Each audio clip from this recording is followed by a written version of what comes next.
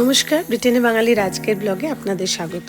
আজকে আমাদের একটা গার্ডেনে পটলাক আছে, আর সেটা নিয়ে আজকের ব্লগ। আমরা কিভাবে কি করছি দেখে নেওয়া যাক। এখানে পটলাকের জন্য বিভিন্ন ফ্যামিলি বিভিন্ন রকম জিনিস নিয়ে গেলেও আমাদের ভাগ্যে পড়েছিল পনির গ্রিল করতে হবে আমাদের। আর এই পনির গ্রিল করার জন্য আমি নিয়ে নিয়েছিলাম পেঁয়াজ, নিয়ে নিয়েছিলাম আঙুর, একটা গোটা পাইনঅ্যাপল, 3টে আলাদা আলাদা কালারের বেল পেপার, আর অবশ্যই পনির। চলো তাহলে দেখি ঠিক কীভাবে করেছিলাম জিনিসটা।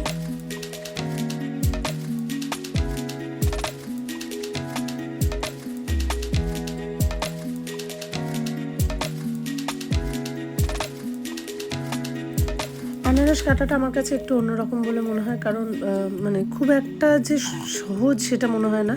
কারণ আনারসের ওই চোখগুলো আমি একদমই পুরোপুরি ছাড়িয়ে তবেই খাই, নাহলে গলা চুলকায় মনে হয় আমার। আর কাউকে আমি খেতেও দিতে চাই না ওরকমভাবে। তাই আনারসটা কাটাটা আমি একটু ফাস্ট ফরওয়ার্ড করে দিয়েছি।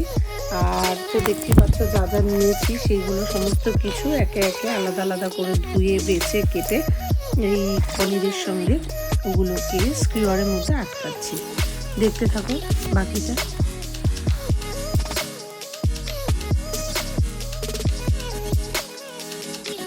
বেল পেপার বিভিন্ন কালারের হলে সেটা দেখতে আরও বেশি সুন্দর লাগে। যেহেতু পনিরটা সাদা আর এগুলো লাল, হলুদ আর কমলা, তাই জন্য কালার কম্বিনেশনটা খুব সুন্দর হয়। আর খেতেও বেশ তখন আরও বেশি মনটা ভালো লাগে বলে হয়তো খেতে বেশি ভালো লাগে। আর এখানে আমার সমস্ত কিছু কাটা হয়ে গেছে, দেখতেই পাচ্ছ বিভিন্ন কালারের বেল পেপার কাটা হয়ে গেছে, পাইনঅ্যাপল, আঙুর, সমস্ত কিছু। এবার পেঁয়াজের পালা।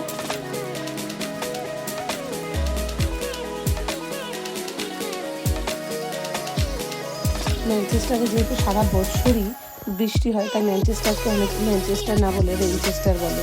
আর এই কয়েকদিনে প্রচণ্ড গরম পড়েছে, যে 20 ডিগ্রি 25 ডিগ্রি গরমের তাপমাত্রায় কেউ থাকতে পারছে না। আমাদের সামনে ফাউন্টেনে সবাই মানে সুইমিং পুল বানিয়ে নিয়েছে, ফাউন্টেনটাকে সবাই মিলে ওখানে স্নান করতে শুরু করেছে।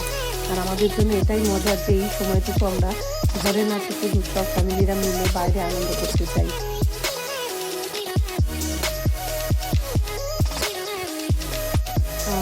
তার থেকেও বড় কথা যে রোজই তো এরকম খাবার আমরা হয়তো মানে ঘরেই খেতে পারি, কিন্তু সকলের সঙ্গে মিলে এই খাওয়াটাও যেন এক পিস পনির খেলেও সেখানে মনে হয় অন্যরকম একটা মানসিক শান্তি আসে।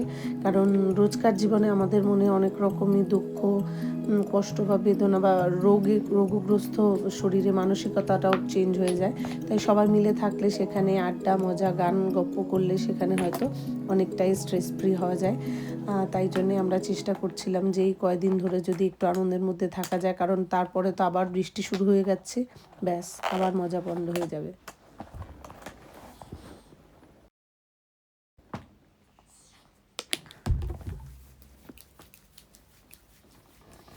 আস্তে আস্তে করতে করতে প্রায় 20টা স্কিওয়ার্স আমার ভর্তি হয়ে গেছে, দেখতেই পাচ্ছ।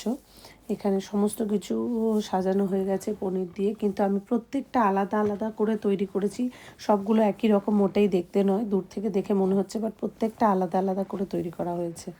টাইমটা একটু বেশি লেগেছে, সব মিলে প্রায় 3 ঘন্টা টাইম লেগেছে, কারণ গ্রিলারে দেয়া, তাকে প্রিহিট করা, গ্রিলার থেকে ভার করা, সমস্ত কিছুই হয়েছে।